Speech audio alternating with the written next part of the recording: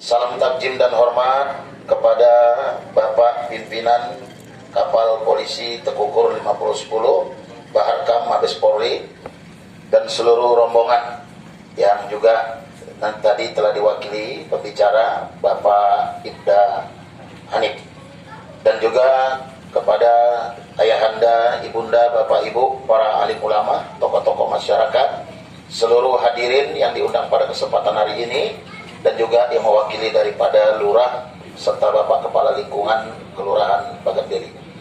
Izinkan dan perkenankan pada kesempatan hari ini saya memaparkan dan menambahkan sedikit hal-hal yang terkait paham radikalisme, terorisme, anti Pancasila yang tentunya akhir-akhir belakangan ini ada dan terjadi terutama di negara kesatuan Republik Indonesia yang amat sangat kita cintai.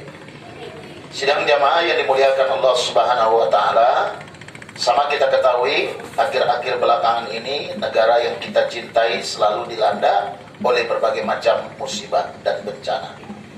2004 kita dikejutkan dengan apa, Bu? Terjadi gempa bumi disertai dengan tsunami.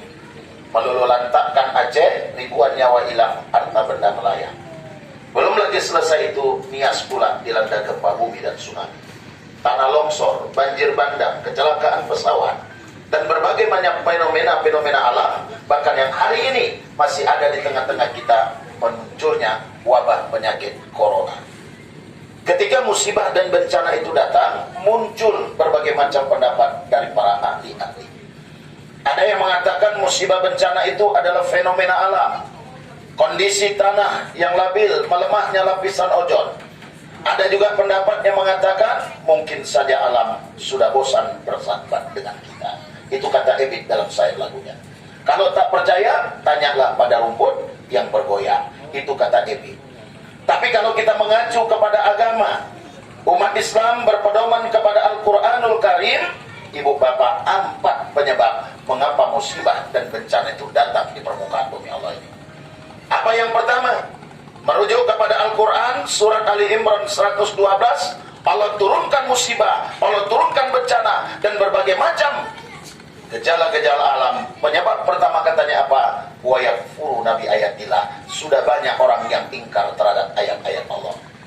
Baik itu ayat yang tercipta alam semesta, baik itu ayat yang tertulis Al-Quranul Karim, sudah banyak ingkar terhadap ayat-ayat Allah. Bu, Pak, hari ini sudah banyak orang yang melakukan kerusakan di muka bumi Allah. Zaharul fasadu fil barri wal bahri bima kasabat aydin nas. Tampak kerusakan di daratan dan di lautan akibat apa? Ulah-ulah tangan manusia. Ingkar terhadap ayat-ayat Allah, ayat yang tertulis alam semesta. Juga ayat-ayat yang sudah ada kita lihat dan kita persaksikan. Banyak manusia yang ingkar terhadap itu. Yang kedua apa? Wa yaqtulunal anbiya bighairil haq. Sudah banyak manusia melakukan pembunuhan kepada nabi tanpa alasan hak. Bermunculan berbagai macam aliran-aliran sesat. Pengajian-pengajian yang ingin mengambil jalan pintas menuju kepada surga. Ini muncul akhir-akhir belakangan ini. Itu penyebab kedua. Yang ketiga apa? Zalika bima asu. Penyebab musibah dan bencana itu datang, kemaksiatan sudah tidak terbendung lagi. Kita lihat hari ini Bapak Ibu, maksiat merajalela. Orang yang melakukan maksiat bangga dengan dosa-dosanya, tidak ada lagi rasa malu. Ini pemicu musibah bencana.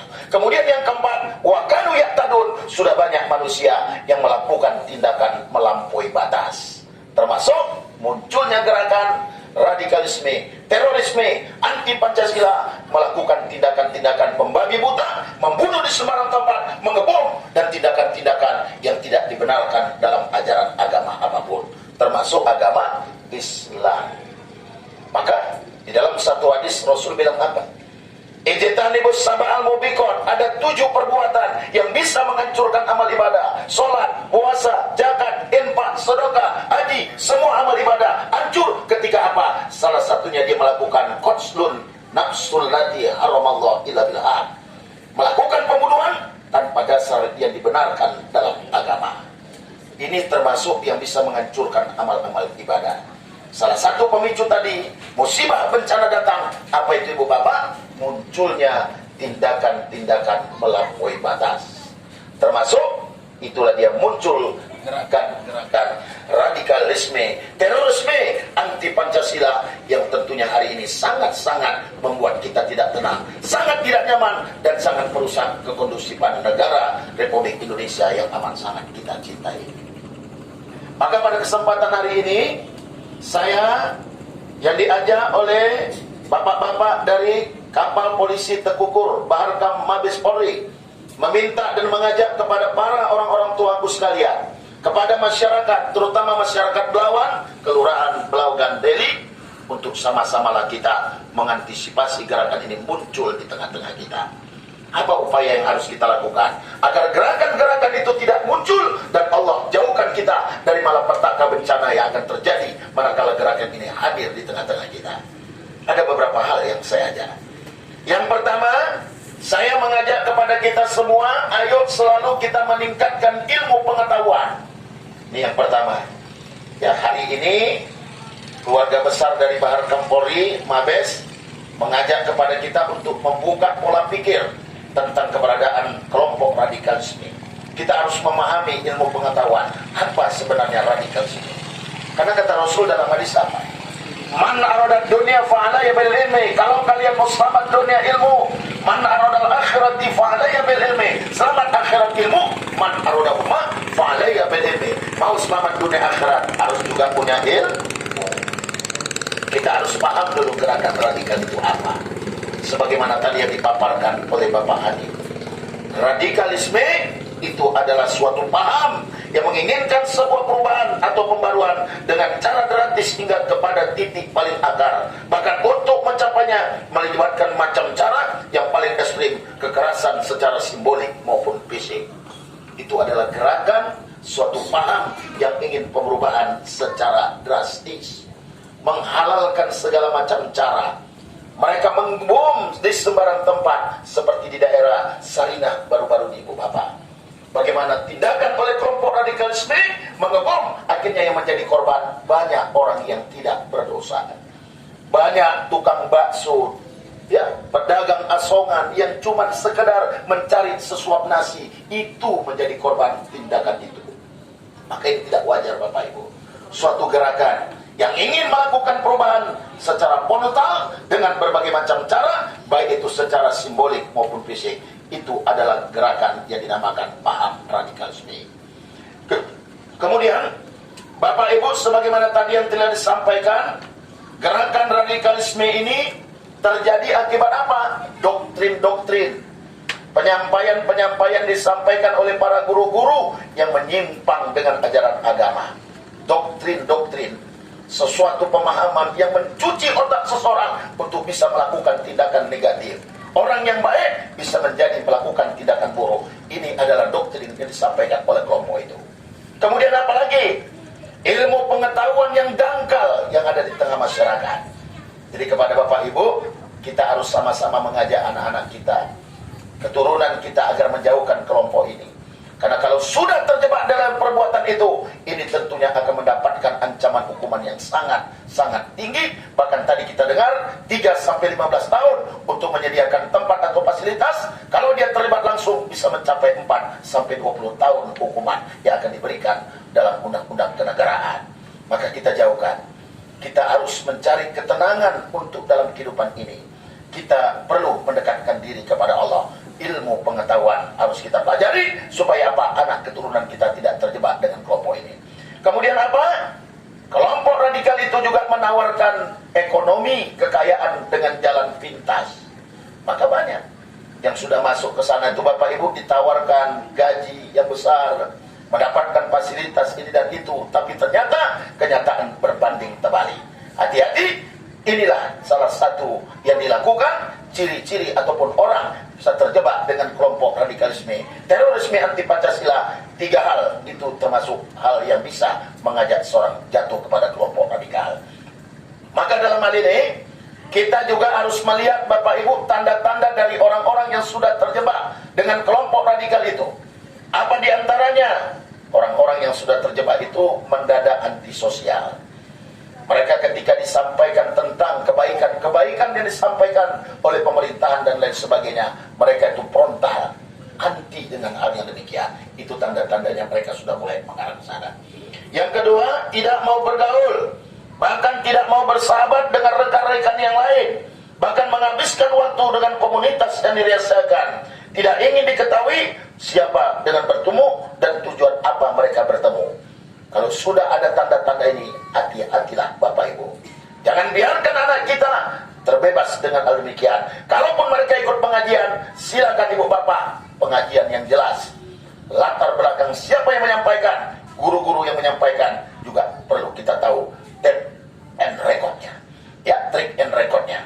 Jadi lebih bagus dengan apa seperti yang disampaikan Pak Anip tadi, pengajian-pengajian lurus yang sama-sama kita ada lihat di masjid atau musola, itu sudah jelas siapa yang menyampaikan. Tidak akan menjerumuskan anak keturunan kita terjerumus dalam kelompok radikalisme. Akhirnya saya mengajak kepada kita semua, selain memiliki ilmu pengetahuan, agar kita terhindar dari segala macam bentuk radikalisme, terorisme anti Pancasila. Ayo Bapak Ibu, kita dekatkanlah diri kita kepada agama.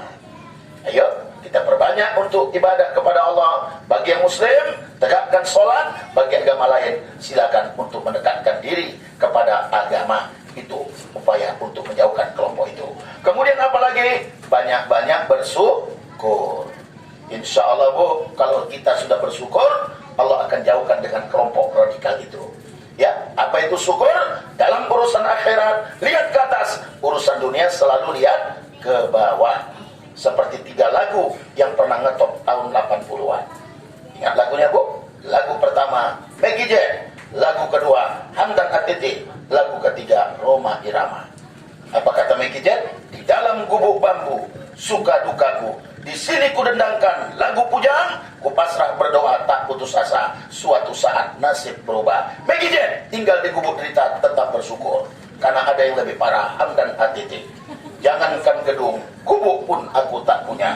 Ya Bu ya, Hamdan Atiti ngontrak ke sana kemari, tapi ada yang lebih parah lagi, Roma Irama. Langit sebagai atap rumahku dan bumi sebagai lantainya, ternyata Roma Irama tinggal di kolong jembatan. Itulah kehidupan. Mari kita tetap bersyukur. Ibu yang punya suami tetap bersyukur, tiap malam puji-puji suami. Banyak-banyak bintang di langit, satu bercahaya, banyak pria tampan. Abang kupuja, alis mata semut beriring, bibir merah mereka, rambut hitam bergelombang, hidung bagaikan jamu air kepija. Aku tetap cinta sama abang. Puji suami Bu, bentuk syukur. Mudah-mudahan selamat dunia akhirat. Kemudian apa yang terakhir? Agar kita terhindar dari kelompok radikalisme, terorisme anti Pancasila, Bapak Ibu, sadarilah kehidupan kita ini cuman sementara. Tidak ada kita yang kekal dan abadi. Orang kaya mati, orang miskin mati, raja-raja mati, rakyat biasa mati, camat-camat mati, lurah-lurah mati, kepling-kepling mati, Pak Polisi, Ustadz agak belakangan dikit ya Bu ya. Tapi yang jelas semua kita pasti akan mati. Persiapkan amal ibadah, jadikan hari ini lebih baik daripada kemarin, jadikan hari esok lebih baik pula daripada hari ini. Mudah-mudahan pertemuan kita dengan bapak-bapak kepolisian memberikan makna yang baik, dan mudah-mudahan kita semua terhindar dari paham radikalisme, terorisme, anti Pancasila. Barangkali sekedar ini yang bisa saya sampaikan. Kalau ada sumur di ladang, boleh menumpang mandi. Kalau ada umur panjang, insya Allah lain waktu kita ketemu lagi. Kayu lapuk tertimpa dergar, 1, 2, sudah mulai ada ngangguk-ngangguk, 2 gendangnya, kalau tak ngantuk lapar. Berlawan bandar bertuah, kalau sudah pasang dalam airnya, Ustadz Mulyadi dan Pak Hanif serta para komandan polisi, semua orang yang gagah, ada kemiripan dengan AA Anjasmara. Burung irian cendrawasih dibawa ke tanah Melayu. Cukup sekian dan terima kasih. Thank you, I love you.